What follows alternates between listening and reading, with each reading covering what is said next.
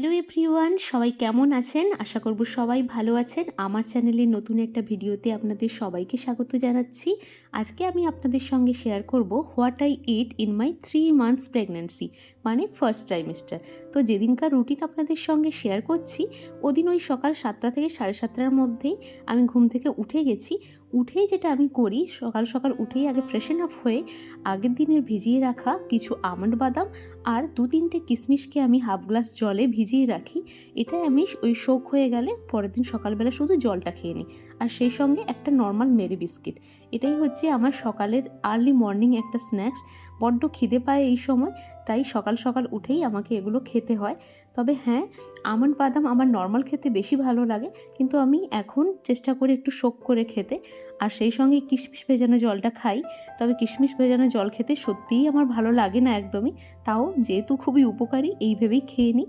এর সঙ্গে একটা করে আমি মেরি বিস্কিট খাই, কারণ শুধু খালি পেটে জল খেলে আমার একটু ভমিটিংয়ের চান্স বেশি থাকে। আর এই সময় আমার খুব বমি হচ্ছিল, তো তাই একসঙ্গেই 3টে খাই, যাতে আমার একটু বমির চান্সটা কম হয়। যাই হোক, এটা খাওয়ার পর আমি একটুক্ষণ রেস্ট নিই, আধ ঘন্টা থেকে 1 ঘন্টার মতো। রেস্ট মানে নর্মাল বাড়িতেই চলাফেরা করি। তারপর আমি আমার ব্রেকফাস্টটা বানাই। ব্রেকফাস্ট আমি চেষ্টা করি 8টা থেকে 8:30টার মধ্যেই কমপ্লিট করে নেওয়ার।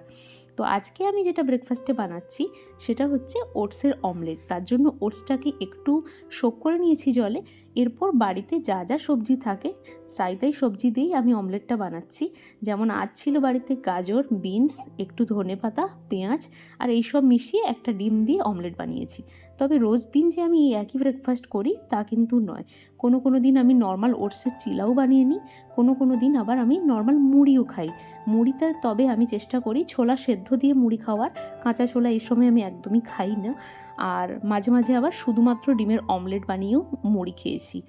তবে চেষ্টা করি প্রতিদিনই ব্রেকফাস্টে একটা করে ডিম রাখার, সে সেদ্ধই হোক কিংবা অমলেটের আকারেই হোক।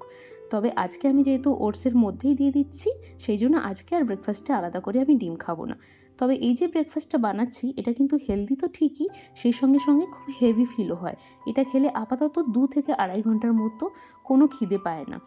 আর আমরা যেহেতু পুরো জার্মানিতেই আমার ফুল প্রেগনেন্সিটা কাটিয়েছি, এখানে তো তখন খুব ঠান্ডা, তাই বাইরে ওয়াক করতে যেতে পারিনি। তাই মাঝে মাঝে ওই ঘরের মধ্যেই ব্রেকফাস্ট করে নেওয়ার পর 15 থেকে 20 মিনিট আমি হেঁটে নিই। ঘড়িতে যখন ওই 11টা 11:30 বাজে, তখন না আমার বড্ড আবার খিদে পায়। যেদিন সকালে ব্রেকফাস্টে মুড়ি খাই ওই দিন চেষ্টা করি আমি হাফ কাপ করে অ্যাটলিস্ট দুধ খাওয়ার। আমি অ্যাকচুয়ালি দুধ সহ্য করতে পারি না, ডাইজেশনের ভীষণ প্রবলেম হয়, কিন্তু এই সময় যেহেতু খুবই উপকারী দুধ খাওয়া, তাই সপ্তাহে অ্যাটলিস্ট 1 থেকে 2 দিন চেষ্টা করি দুধ খাওয়ার। বাকি দিনগুলোতে এই সময় আমি একটা করে নর্মালি কলা খেয়ে নিই। তো ঘড়িতে এখন বাজে 1:30টা। যেদিনকার রুটিন আপনাদের সঙ্গে শেয়ার করছি, ওই দিন লাঞ্চে বানিয়েছিলাম মূলো শাক ভাজা, কুমড়ো ভর্তা আর মাছের প্লেন টমেটো দিয়ে আর ধনেপাতা দিয়ে ঝোল। পুরো প্রেগনেন্সিতে আমার ডিম আর মাংসের প্রতি অতটাও বেশি ক্রেভিং হয়নি, যদিও এটা খেতে আমি সবচেয়ে বেশি ভালোবাসতাম। মাছও ভালোবাসি, তবে পুরো প্রেগনেন্সিতে আমি মাছটা খুব ভালোভাবে খেয়েছি। মাছের প্রতি আমার কোনো রকম অভক্তি তৈরি হয়নি। আর চেষ্টা করেছি লাঞ্চে কালারফুল সমস্ত সবজি রাখার, সপ্তাহে অ্যাটলিস্ট 1 থেকে 2 দিন করে শাক রাখার, কারণ এখানে তো খুব বেশি শাক পাওয়া যায় না। তো মাঝে মধ্যে যখনই পাই তখনই রেখেছি শাক। বাকি দিনগুলোতে আমি নর্মালি অন্যান্য সবজিগুলোই রেখেছি, শাক ছাড়া। তো ঘড়িতে এখন বাজে 4টের মতো। ওদিন ছিল ছুটির দিন, রবিবার। তো আমি একসঙ্গে দেখুন 3টে কমলা লেবু নিয়ে এসে বসছি। যদিও একা খাবো না 3টে কমলা লেবু, আমার হাজব্যান্ডও যেহেতু আছে, একসঙ্গে দুজনেই খাবো বলে নিয়ে বসছি। আর সাইজগুলো একটু ছোটো, তো তাই 3টের মতো নিলাম। এই সময় না সমস্ত রকমের সিজনাল ফ্রুট খাওয়া খুবই দরকার। ভিটামিন সি যেগুলোতে আছে, সেই জাতীয় ফল যে কোনো একটা সময় দিনের খাওয়া খুবই ভালো। তাই আমি কমলা লেবু নিয়ে বসেছি। আর এখন বাজে ওই সন্ধ্যে 5:30 থেকে 6টার মতো। আমি বিকেলবেলাটা চেষ্টা করি ম্যাক্সিমাম দিনই এই মুড়ি খাওয়ার, কারণ না হলে এই সময় এত বেশি বাইরে খাওয়ারের ক্রেভিং হয়। তাই জন্য আমি চেষ্টা করি ঘরে যা যা আছে ওই শসা, গাজর, বিট, পেঁয়াজ, কাঁচা লঙ্কা এইসব দিয়ে আর অল্প একটু চানাচুর দিয়ে মুড়ি মেখে খেতে।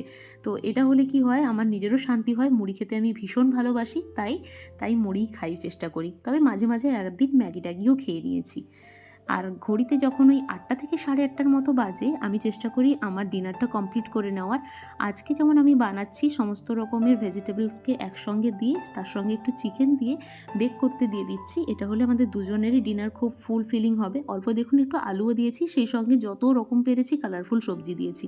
তবে রোজ দিন এটা খাই না, কোনো দিন রুটি তরকারিও খাই, রুটি সবজি খাই, কোনো দিন রুটি ছোলার ডাল, এরকম বিভিন্ন রকম চেঞ্জ করেই খেতে থাকি।